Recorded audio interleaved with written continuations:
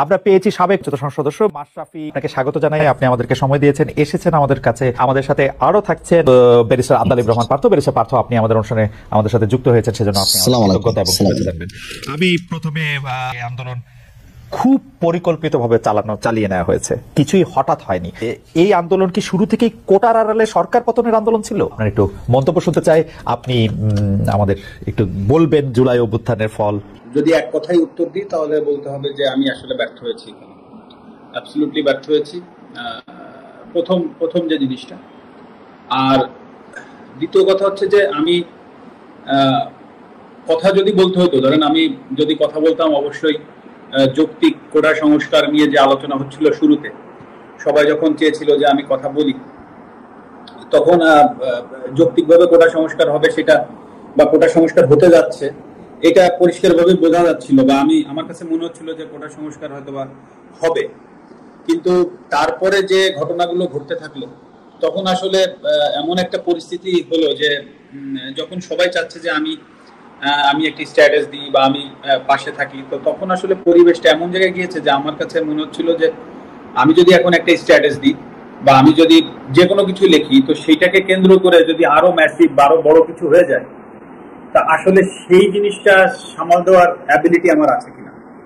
তো সবকিছু মিলিয়ে আসলে ঘটনাগুলো এত দ্রুত ঘটেছে, তো আমার পক্ষে সম্ভব হয়নি। তবে আমি চেষ্টা করিনি সেটা না। এবং আরেকটি বিষয় যে আমি যদি কথা আমি যদি স্ট্যাটাসের ভিতরে সীমাবদ্ধ থাকতে চাইনি, এটা সত্যি কথা। মানে আমি চেয়েছিলাম স্টুডেন্টদের সাথে কথা বলতে, বা আমি চেয়েছিলাম যে তাদের সাথে আলোচনার মাধ্যমে কিছু করা যায় কিনা।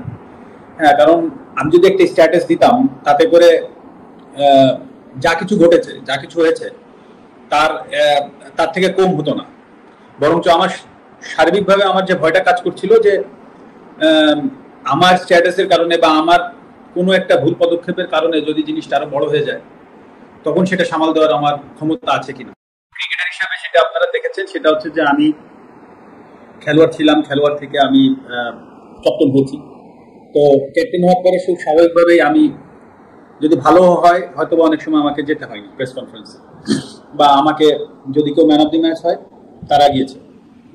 তো ম্যাচ যখন হেরেছি তখন আমি গিয়েছি, বা আমরা কোথায় কি ভুল করেছি বা যে দায়বদ্ধতা, সেগুলো আমাকে কাঁধে নিতে হয়েছে।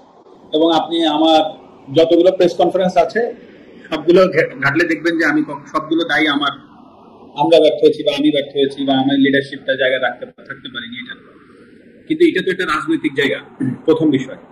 দ্বিতীয় বিষয় হচ্ছে এটা জাতীয় বিষয় হয়ে গেছে। আবার এই আমি আমার দলের ক্যাপ্টেনও না, আমি আমার দলের অধিনায়কও না, আমি আমার দলের সহ অধিনায়ক। আমি এইমাত্র রাজনীতিটা শুরু করেছি। তো আমাকে আইদার উপদেষ্টা মণ্ডলীতে থাকতে হবে হয়তো, বা আমাকে ওই দায়িত্বটা পাইতে হবে যে আমি যে কথা বলবো, বা সেরকম সুযোগ না পাইলে তো আসলে আমার কথা বলার সুযোগ থাকে না। তো এখানে হুট করেই আমি একটা জায়গায় চলে গেলাম, একটা দায়িত্ব নিয়ে কথা বললাম, সেইখান থেকে একটা বড় ঘটনা আবার ঘটে গেল, তখন সেই দায়ভার আমার কাঁধে আসলো। তো এই সব বিষয়বস্তু কিন্তু আছে যে আমি এখন সবকিছু মিলিয়ে যে আমি চেষ্টা করিনি সেই কথা না, আমি চেষ্টা করেছি, আমার সাধ্যমতো চেষ্টা করেছি, হয়তো আমার সুযোগটা আসেনি। আর সর্বোপরি এখানে তো আমি কারো দোষ দিব না বা দোষ দিতে যাচ্ছিও না। খেলোয়াড় জায়গা থেকে যে আমি ব্যর্থ হয়েছি সেটা আমি প্রথমে অ্যাকসেপ্ট করেছি, এখনো করছি। তবে আমি চেষ্টা করিনি সেই জায়গাটা একেবারেই বলবো না যে আমি চেষ্টা করিনি, আমি হয়তো বা পারিনি। আমি নড়াইলের মানুষকে, যারা আমাকে সংসদে পাঠিয়েছে, আমি কালকে তাদেরকে কি প্রশ্নের উত্তর দিতাম যে আমরা আপনাকে অনেক আশা করে এখানে পাঠিয়েছিলাম যে নড়াইলকে আপনি একটা জায়গায় পৌঁছে দিবেন, আমি তাদেরকে কি প্রশ্নের উত্তর দিতাম? সবকিছু স্বাভাবিক হতো। তো আমার জায়গা থেকে আসলে যে জিনিসটা করার দরকার ছিল, যেটা আমার কাছে সবসময় মনে হয়েছে পুরো আন্দোলনের ভেতরে, ওইখান থেকে দাঁড়িয়ে আমার কাছে মনে হয়েছে একটা স্ট্যাটাস দিলে সবকিছু সমাধান হয়ে যেত, সেটা না, আমি আরো বড় পরিসরে কিছু করতে পারতাম কিনা, এবং সেটা স্টুডেন্টদের কাছে যে তারা হয়তো বা নাও আসতে পারতো, সেটা তাদের ব্যাপার ছিল। কিন্তু আমার হয়তো বা ওই খারাপ লাগাটা থাকতো না যে না আমি চেষ্টা করিনি বা চেষ্টা করে পারিনি, সেই জায়গাটা হয়তো আমার থাকতো না। কিন্তু সেটা পারিনি, যেটা বললাম যে ব্যর্থ হয়েছি, পারিনি। আপনাকে আমি বলতে পারি যে আমার মেয়ে সে ইনস্টাগ্রাম ইউজ করে, আমার ইনস্টাগ্রাম থাকলেও আমি ফলোয়ার না। তো সে 17 তারিখ থেকে তার ইনস্টাগ্রামে সে অনেক কথা স্টুডেন্টদের পক্ষে লিখে গিয়েছে, বলেছে। তো আমি তো ইনস্টাগ্রাম ফলোয়ার না, তো আমাকে আমার ছোট ভাই বললো যে হুমায়রা বোধহয় স্ট্যাটাস দিচ্ছে, মানে আমার মেয়ে। তো তখন আমি আমার মেয়েকে জিজ্ঞেস করলাম যে তুমি কি স্টুডেন্টদের পক্ষে আন্দোলনে স্ট্যাটাস দিচ্ছ? তো আমাকে বললো হ্যাঁ আমি দিচ্ছি, তোমার কোনো প্রবলেম আছে কিনা? তা আমি বলেছি না, আমার কোনো প্রবলেম নেই। এবং আমি ওকে এটাও বলেছিলাম যে তোমার স্কুল থেকে যদি আন্দোলনে যাই, মেক শিওর যে তুমি তাদের সাথে থেকো।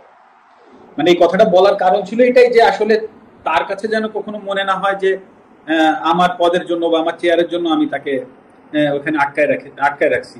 এই জিনিসটা যেন কখনো তার মনে না হয়। এবং এত ঘটনার ভেতর দিয়ে অন্তত ওইটুক জায়গায় আমার অবস্থান আছে আমার মেয়ের কাছে যে না, আমার বাবা আমাকে আটকায়নি। আরেকটা কথা বলি এর ভেতরে অল্প একটু, যেটা হচ্ছে আজকে কোটা আন্দোলনের যে স্টুডেন্টরা আছে বা যে সমন্বয়কের ভেতরে একজন ক্রীড়া মন্ত্রণালয়ের উপদেষ্টা মহোদয় জনাব আসিফ সাহেব যিনি হয়েছেন, আপনি দেখবেন উনি কিন্তু খেলাধুলা নিয়ে এখন থেকে উনি কাজ করবেন, বাংলাদেশের সার্বিক খেলাধুলার বিষয়গুলো নিয়ে কাজ করবেন।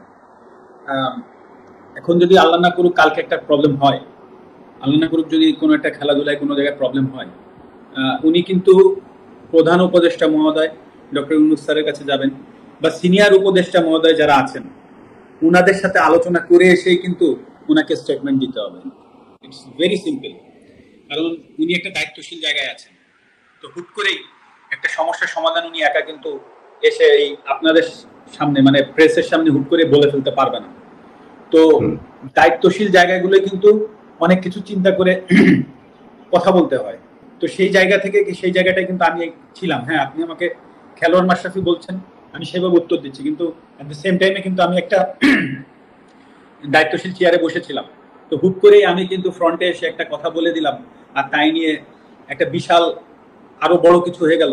সেটার ট্যাকেল দেওয়ার ক্ষমতা আদৌ আমার আছে কিনা, বা বর্তমানে যারা কাজ করবেন তাদেরও কিন্তু এই জিনিসগুলো ভেবেচিন্তে কাজ করতে হবে। তো এটা কিন্তু ভেরি সিম্পল ব্যাপার। তো আমি যেটা বলতে চাচ্ছি যে হ্যাঁ আমি ব্যর্থ হয়েছি, কিন্তু আসলে আমারও তো সীমাবদ্ধতা আছে বা ছিল, এটাও কিন্তু সত্য কথা। কিন্তু সেটাকে যে আমি এক্সকিউজ হিসেবে দাঁড় করাচ্ছি সেটা না। কারণ মানুষের দাবি ছিল, কারণ প্রথমত আমি একজন খেলোয়াড়, তারপরে আমি সংসদ সদস্য। আমি খেলোয়াড় থেকে আমার পরিচয় মাশরাফি না হলে আমি অবশ্যই ওই সংসদ সদস্য, আমার যে ডাকনাম ছিল আমি নিশ্চিন্ত তুলসিত নেমে সেই নামে আমি নিশ্চয়ই সংসদ সদস্য হতে পারতাম। তো খেলোয়াড় মাশরাফির জায়গায় যে আমি ব্যর্থ হয়েছি সেটা কিন্তু আমি একবারও বলছি না। বাট আপনি একটা সেম টাইমে ভাবেন যে আমি একটা সংসদ সদস্য ছিলাম একজন, সেই পজিশন থেকে হুট করে আমি একটা মন্তব্য করার থেকে বরঞ্চ আমি ওইখানে যে সমাধানের চেষ্টা করাটা আমার জন্য আরো ইজি হইতো, বা আমি সেটাই চেষ্টা করেছি, সেটা হয়তো আমি পারিনি। সেটাই আমার ব্যর্থতা।